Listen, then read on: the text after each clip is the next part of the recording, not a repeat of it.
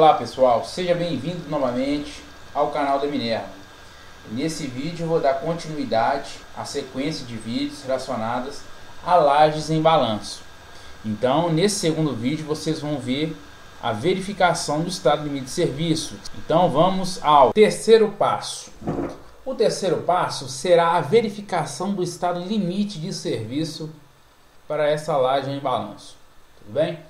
Sempre que nós iremos falar aqui de verificação do estado limite de serviço, nós deveremos ir lá na tabela 11.2 da 6118 e vamos sempre pegar aqui esse fator Φ2, tudo bem? Como nós utilizamos, falamos que o edifício lá será edifício residencial ou uma edificação residencial, então nós temos que utilizar 0,3 para esse Φ2 ponderante, tudo bem? Então vamos lá. Então a primeira coisa que eu vou fazer aqui, para eu estar realizando essa verificação, eu preciso de fazer o cálculo do momento de serviço.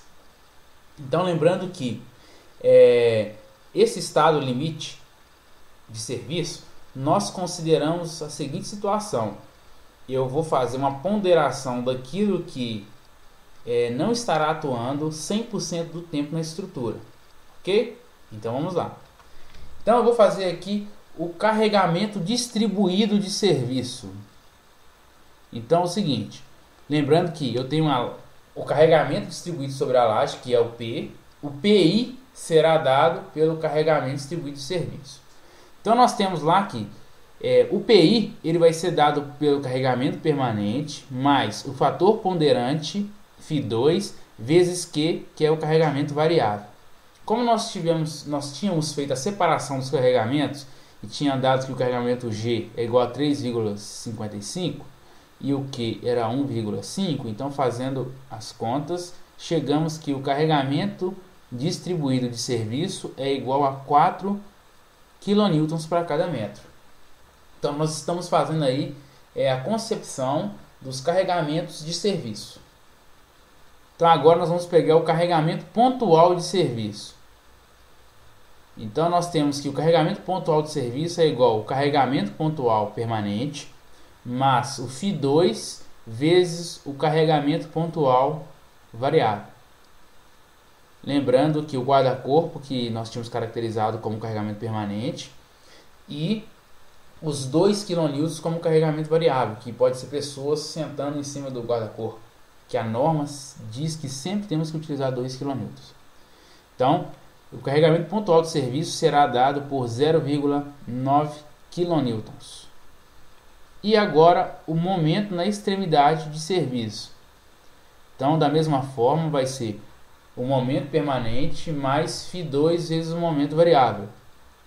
Então, lembrando que o nosso momento permanente ele foi de 0, mas o nosso variável foi de 0,96. Realizando esse cálculo, nós temos que o carregamento aí dado pelo momento, na verdade, momento na extremidade aí de serviço será dado em 0,29 kN vezes metro.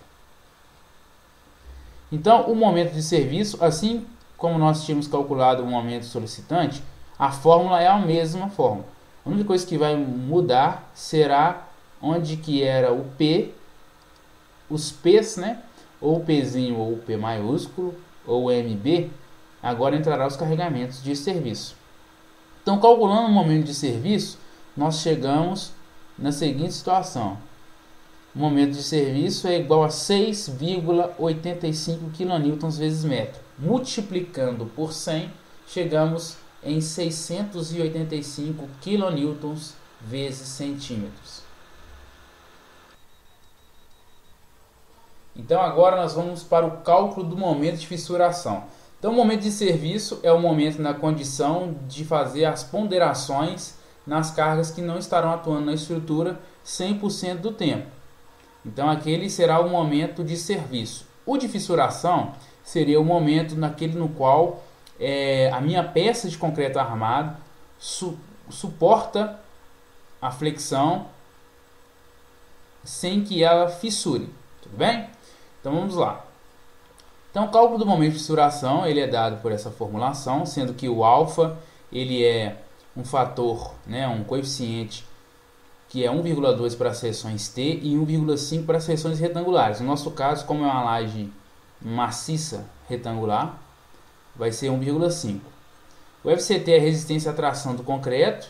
A formulação dada é de 0,03 vezes FCK elevado a 2/3. Então, substituindo aqui, nós chegamos que a resistência à tração do concreto é de 0,256 kN por centímetro quadrado.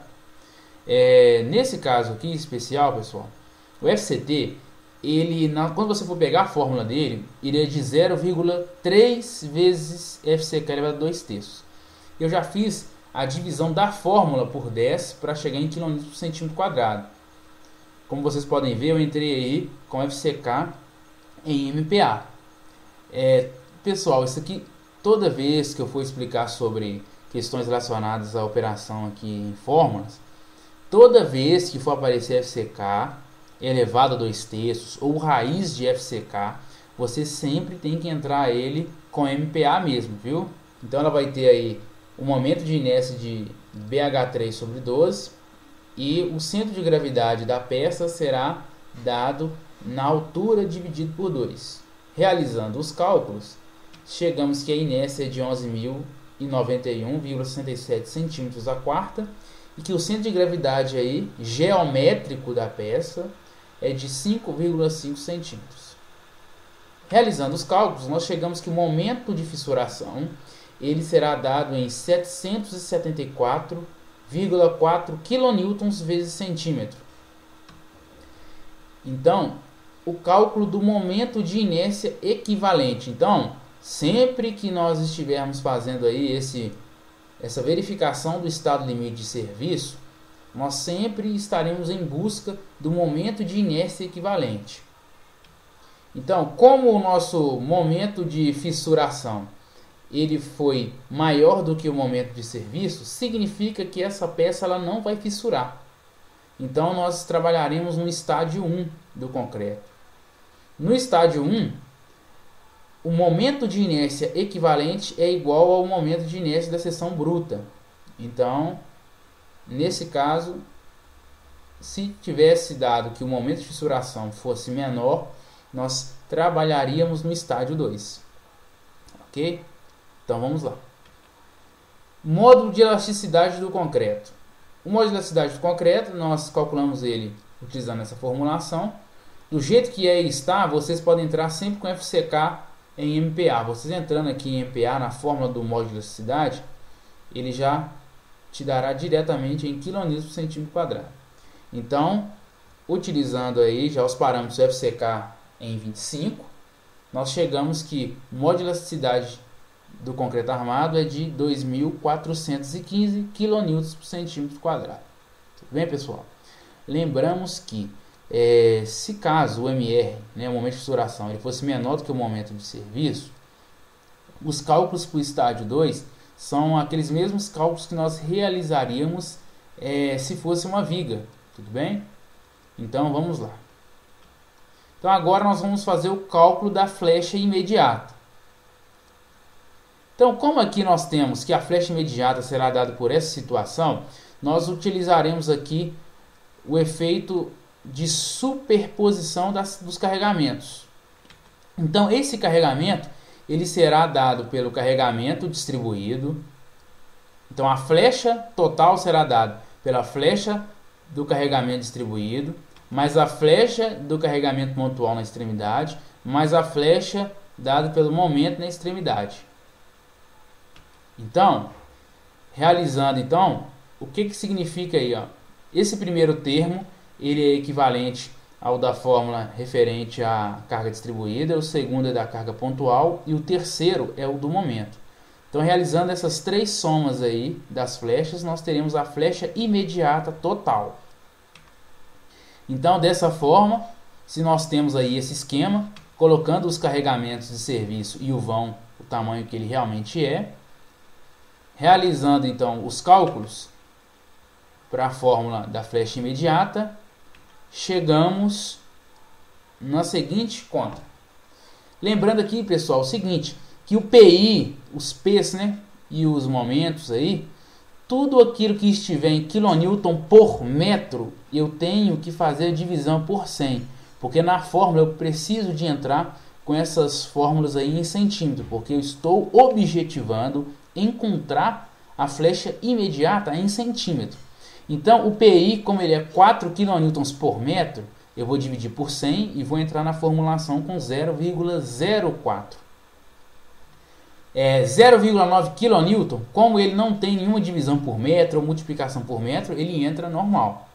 E aí nós temos também 0,29 kN vezes metro. Então nós temos que multiplicar por 100, porque kN vezes metro, então multiplicando aí vezes metro vezes 100 centímetros, nós temos que esse momento de serviço para essa extremidade, momento na ponta do balanço de serviço, ele é igual a 29 kN vezes centímetro. Então, dadas as devidas ponderações e observações, calculando a flecha imediata, chegamos que a flecha imediata é de 0,182 centímetros. Então agora vamos fazer o cálculo da flecha diferida no tempo. Então a flecha diferida no tempo é a flecha devido ao efeito de fluência do concreto. Então, quando você retira as formas, nós teremos a flecha imediata. E ao longo do tempo, devido ao efeito de fluência, a peça ela continua se deformando até um certo limite. Então vamos lá. Então, para calcular a flecha diferida no tempo, nós precisamos de calcular esse fator ΔF, e ele é dado pela essa variação aí delta eta dividido por 1 mais 50 vezes esse rolinho. Então esse rolinho é a taxa de armadura de compressão. No caso, como nós estamos trabalhando com lajes, laje sempre te dará armação simples, então esse rolinha sempre será zero. Sempre teremos rolinha igual a zero, ok? Então, se nós formos perceber, então significa que esse ΔF ele sempre vai ser igual ao delta eta, ok? Então vamos lá, vamos calcular agora como que nós calculamos esse delta eta. Então, como nós desejamos, nós planejamos, né, fazemos um projeto para estrutura acima de 50 anos, ou seja, o nosso T aí será acima de 50 meses. E o nosso T0 é a idade aí quando nós vamos aplicar a carga de longa duração, ou seja, quando eu retiro as formas. Quando que eu vou tirar as formas? Vou tirar as formas com 15 dias. Então, vamos aqui na tabela da 6118, a tabela 17.1, e vamos lá. Para T0 sendo o tempo para retirada das formas, nós temos aí 0,5, porque 15 dias é meio mês. Então 0,5 mês, teremos um coeficiente eta de 0,54. E para o tempo maior do que 70 meses, esse tempo quando se deseja o valor da flecha diferida, né, que é o tempo infinito que a gente costuma dizer, nós temos aí que é 2. Para maior ou igual a 70 meses, será igual a 2. Realizando então a variação eta é igual a variação eta t menos eta t0.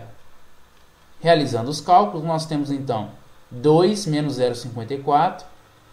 A variação eta, delta eta, é igual a 1,46. Então, calculando o ΔF, nesse caso ele vai ser igual ao delta eta. Então chegamos aí que a flecha diferida no tempo será o ΔF vezes a flecha imediata. Então chegamos que a flecha devido a efeito de fluência será dada por 0,266 centímetros.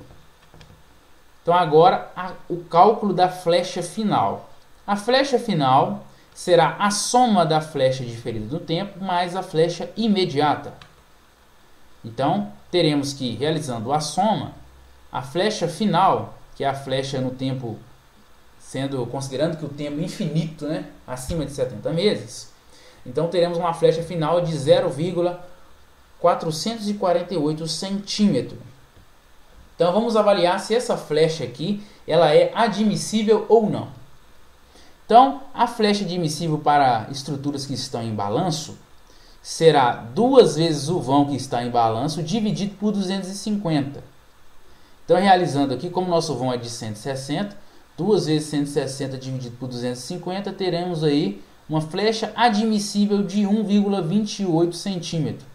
Como a nossa flecha admissível for maior do que a nossa flecha total, então significa que essa flecha está ok na verificação do estado limite de serviço. Então pessoal, no próximo vídeo nós vamos falar tudo sobre detalhamento e aí a gente vai ver como que a gente vai dispor a armadura de distribuição, a armadura principal e ver essas peculiaridades aí sobre o detalhamento. Espero que vocês estejam gostando dessa sequência e até a próxima!